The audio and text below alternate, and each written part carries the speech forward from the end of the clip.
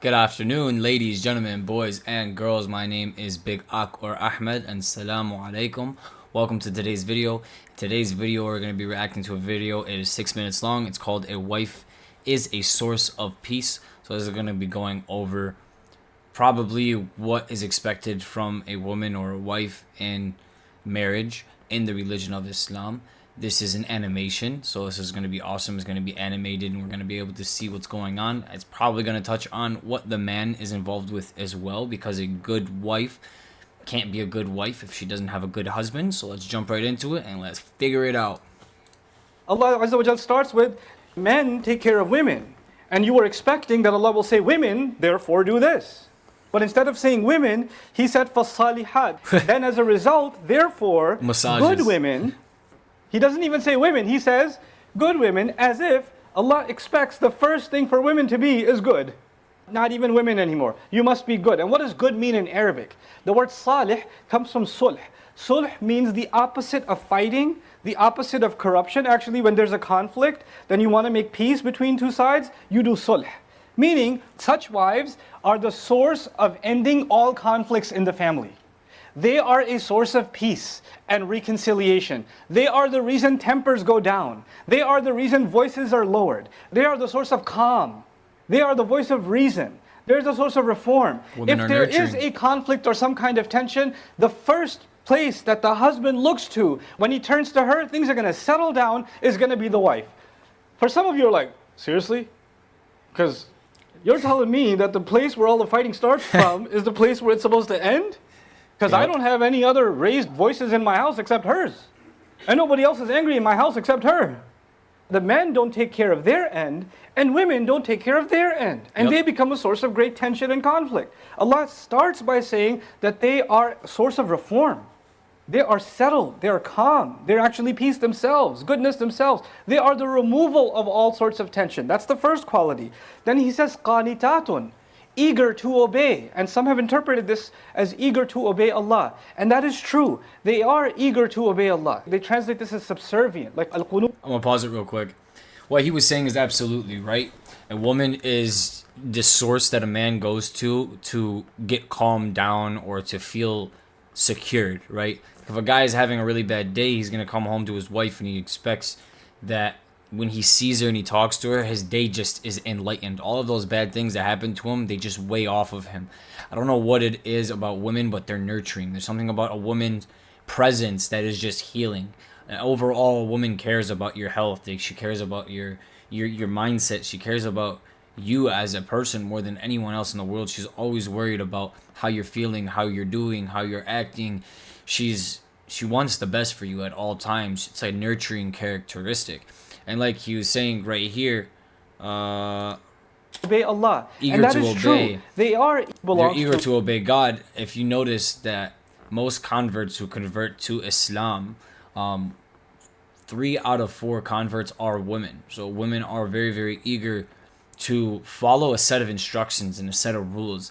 They are programmed to follow and to be protected and to be provided for. And if they're not being provided for overall by a man, then they're going to seek provision in other places. If that is a job, if that is school, if that is online selling their bodies, if that is religion, they're going to turn to religion. And women seek this provision and they look for it. Lillah. And Allah says, قُومُوا لِلَّهِ قَانِتِينَ, meaning have qunut, meaning have this kind of eagerness to obey only for the sake of Allah. What's that doing here? Because you know, if one side was men should do this for women, you expect the rest of it to be women should do this for men. Yep. So why in the middle of that is Allah saying, yeah, they should do this for men, but this part is for Allah? Well, the reason that's there is because women should remember that when they are being a source of calm, and when they are providing peace and sakina in the household, they need to realize the only one who can keep a household calm is them. And the only one who can truly set it on fire is them. Like in your home you have an air conditioner control that controls the temperature. Women control the emotional temperature of a household. Yep. They control it. And they better keep it cool because this is an act of them obeying Allah Himself. This is out of their eagerness to obey Allah. They need to become a source of calm. And they both need to do that because men are taking care of them and they're being calm in return. You know, We all have sisters and mothers, and many of you have girlfriends, and you understand this. You understand that when she's pissed off, everything sucks. Everything sucks. You can't think straight. You can't do things straight. And you'll never be able to think straight or do things straight or get some type of peace of mind until she's happy again or she's calm again. for some people, what happens in emotionally abusive relationships, one person's saying, calm down, it's okay, don't be angry, don't be angry. And the more you say that, the other person's like, no, don't talk to me, leave me alone, etc., etc. So Yep. one person has to be upset.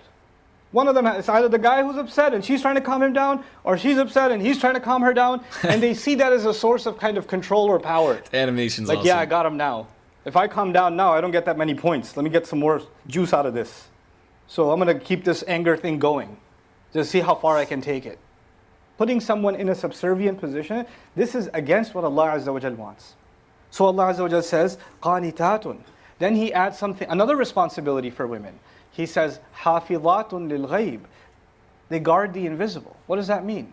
It means that when the husband's out at work, they're not doing anything the husband wouldn't have wanted them to do. They're not talking to anybody who the husband wouldn't have wanted them to talk to. They don't have any friends that the husband didn't approve of. They're not having any conversations that are behind his back.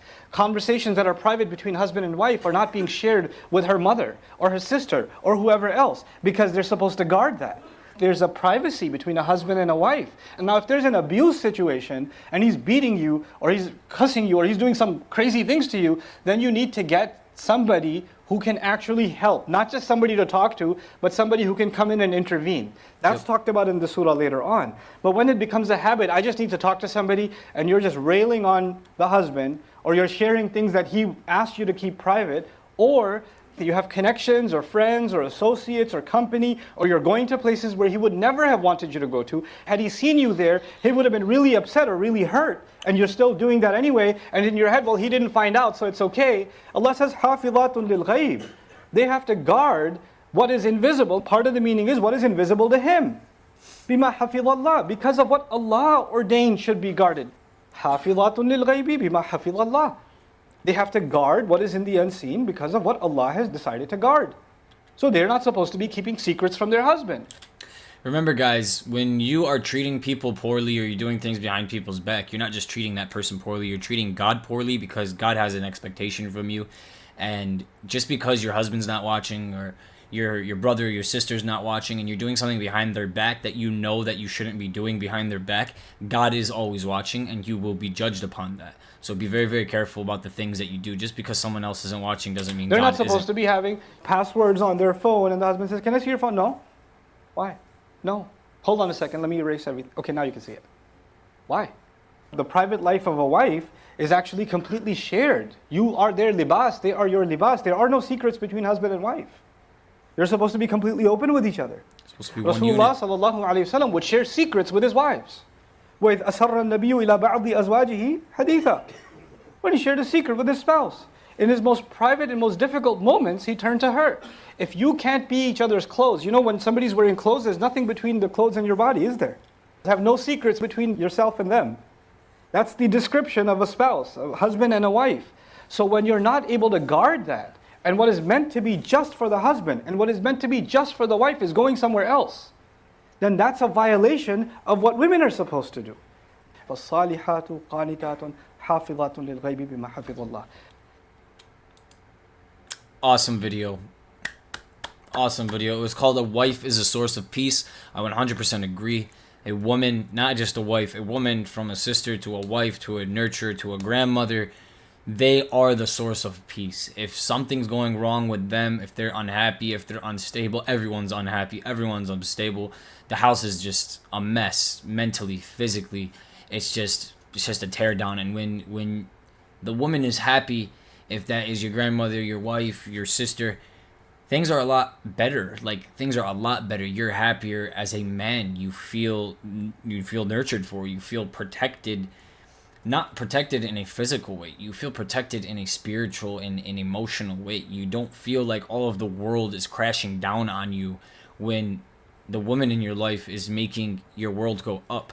You know what I'm saying? So when there is a good woman in your life that is following these rules and they're doing this out of the goodness of their heart, out of the goodness of their relationship with God, and they're taking care, and just their natural happy energy is what boosts a man. It makes a man better. It makes a man continue to do what he does. It makes a man stay on the right path and continue doing the right things to become stronger, to become better, to become wealthier.